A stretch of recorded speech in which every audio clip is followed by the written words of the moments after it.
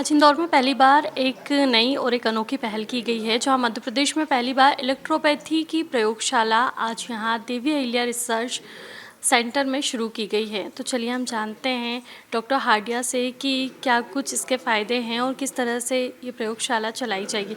तो सर, सबसे पहले तो ये बताइए कि इलेक्ट्रोपैथी की जो प्रयोगशाला है उसकी आवश्यकता क्यों पड़ी?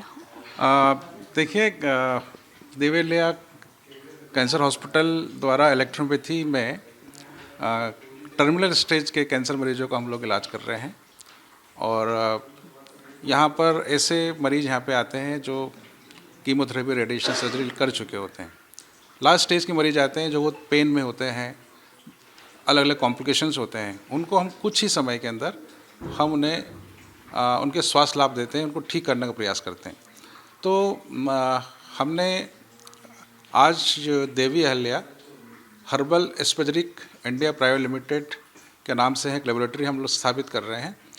इसका मूल मकसद ये है कि इलेक्ट्रोपैथी की उच्च गुणवत्ता वाली औषधि हम अपने ही हॉस्पिटल में हम बनाएं, और बनाने के बाद में ऐसे प्लांट्स जो इंडिया में अवेलेबल हैं, 108 प्लांट्स इलेक्ट्रोपैथी के अवेलेबल हैं, उनकी हम मेडिसिन बनाएंगे। इसके अलावा हमारे इंडिया में ऐसे बहुत सारे औषधि प्लांट्स हैं, उनको भी हम इसमें शामिल करेंगे और उनकी भी हम स्पेजरी कोहेबिशन मेथड से उन मेडिसिन को तैयार करके और हमारे जो पेशेंट्स हैं उनके ऊपर हम प्रयोग करेंगे।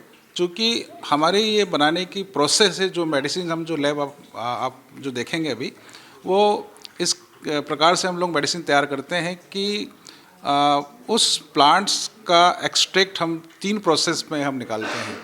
पहली प्रोसेस होती है कि जो प्लांट्स होते हैं उसका हम होल प्लांट्स हम लेते हैं, उसकी लीफ भी लेते हैं, उसका रूट भी लेते हैं, उसका स्टेम भी लेते हैं, उसके फ्लावर्स भी लेते हैं, उसका यदि फल है तो वो भी हम लेते हैं। उन सभी को समान मात्रा में लेने के बाद में उसका हम डिस्टिलेशन करते हैं। एक प्रोसेस होती है डिस्टिलेशन की, लगभग वो 9 घंटे चलती है। और उसके डिस्टिलेशंस के उसके जब वेपर्स बनते हैं उससे उसका एक्सट्रैक्ट निकलता है। ये इसका पहला पार्ट होता है। और दूसरे पार्ट के अंदर उसके फर्स्ट पार्ट कंप्लीट होने के बाद में उस प्लांट्स के हमें वोल्टिक जो कंपोनेंट्स होते हैं वो हमें प्राप्त हो जाते हैं। और उसके बाद में उस प्लांट का शेष बचा हुआ प्लांट्स होता है, उसको हम फर्मेंटेशन के लिए लगभग 25 दिन के लिए रख देते हैं, ताकि उसमें जो बचे हुए औषधि गुण हैं वो वापस से उसके अंदर सर्कुलेट हो जाएं। और उसके बाद में फिर हम उस प्लांट्स को निकालते हैं, उसका जो लिक्विड पार्ट होता है उसका फिर हम डिस्टिलेशन करते हैं। और डिस्टिलेशन करने के बाद हम तब तक डिस्टिलेशन करते हैं तब तक कि वो प्लांट्स कलरलेस ना हो जाए और उसकी फ्रेगनेंस जो एरोमा है ओरिजिनल हमें प्राप्त ना हो जाए। और ये करने के बाद में जो बचा हुआ जो थर्ड पार्ट होता है, जो उस प्लांट्स का जो ड्राई मटेरियल हमें बचता है, उसको हम सुखाने के बाद में उस प्लांट्स को हम थर्ड प्रोसेस करते हैं, जिसके अंदर आप ये देख रहे हैं कि उसका हम साल्ट प्राप्त करते हैं। और साल्ट प्राप्त करने के लिए भी हमें लगभग 10 दिन का समय होता है। और साल्ट प्राप्त करने के बाद में फिर वो गैस्टेशन प्रोसेस में जाता है, जहाँ पर करीब 500 डिग्री टेम्परेचर के अंदर वहाँ पर उसका भस्मीकरण किया जाता है और उसका लास्ट पार्ट प्राप्त होता है।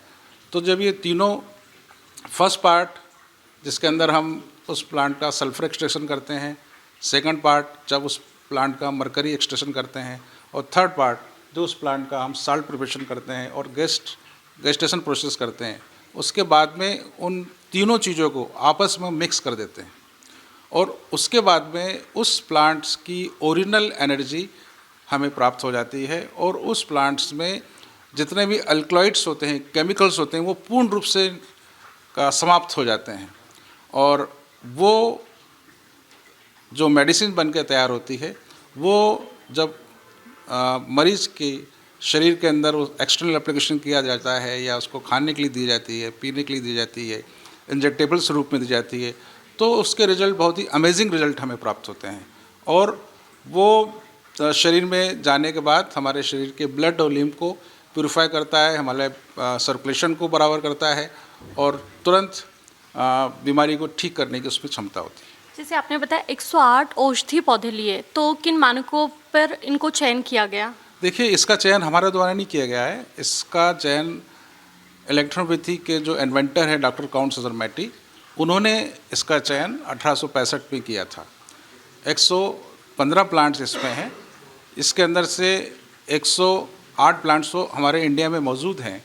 और इसके अलावा मैंने फिर ये कहा कि हमारे प्रधानमंत्री आदरणीय मोदी जी अभी 4 दिन पहले ही दिल्ली के अंदर एक बहुत बड़ी वर्कशॉप हुई, कार्यशाला हुई, जहाँ पे ट्रेडिशनल मेडिसिन्स को बढ़ावा दिया जा रहा है। तो जो ट्रेडिशनल मेडिसिन्स जो हमारे दादा परदादा, हमारे नानी दादी सैकड़ों सालों से यूज़ करती आ रही हैं, उन औषधियों को भी, उन प्लांट्स को भी हम लोग अपनी इस लैब के अंदर उनका भी हम एक्सट्रैक्शन निकालेंगे और उनसे भी हम मेडिसिन्स प्राप्त करके नए नए यहाँ पे प्रयोग हम करेंगे, ताकि इलेक्ट्रोपैथी की जो सहभागिता हम अपने प्रदेश में, हम अपने देश के अंदर स्वास्थ्य संबंधित चीज़ों को हम दे सकें। जैसे स्परिस्ट कोहेवेशन पद्धति क्या है, मतलब किस तरह से लोग इसको समझेंगे, क्योंकि कहीं ना लोग अभी भी इससे अनभिज्ञ है कि ऐसी भी कोई चीज़ होती है कि होम्योपैथी तरीके से कैंसर जैसी बीमारी को ठीक किया जा सके। देखिए, ये स्पेजरिक जो मेथड है ये आज की नहीं, ये 15वीं शताब्दी के वैज्ञानिक पैरासेल्सस, उनके द्वारा इसको प्रतिपादित किया गया था। और उन्होंने 2 सिद्धांत दिए थे कि पौधों में विद्युत शक्ति विद्यमान होती है, प्लांट्स में, एंड जो वेजिटेबल प्लांट्स होते हैं उसमें इलेक्ट्रिसिटी प्रेजेंस होती है। और दूसरा उन्होंने दिया था लाइक क्योर लाइक। तो पहले सिद्धांत को डॉक्टर काउंट सुजरमैटी ने अडॉप्ट करते हुए और उन्होंने पौधों में निहित विद्युत शक्ति को उन्होंने प्राप्त किया। और कोहेवेशन मेथड ही यही है, स्पेजरिक कोहेवेशन मेथड, जिसमें हम पौधों की जो ओरिजिनल जो निहित जो शक्ति है, जो प्लांट्स नेचर से सनरेज की उपस्थिति में अपना जो भोजन बनाते हैं और उस नेचर से जो एनर्जी प्राप्त करते हैं, शक्ति प्राप्त करते हैं, वो उन्हें पुनः प्राप्त हम इस प्रोसेस के द्वारा हम प्राप्त करते हैं।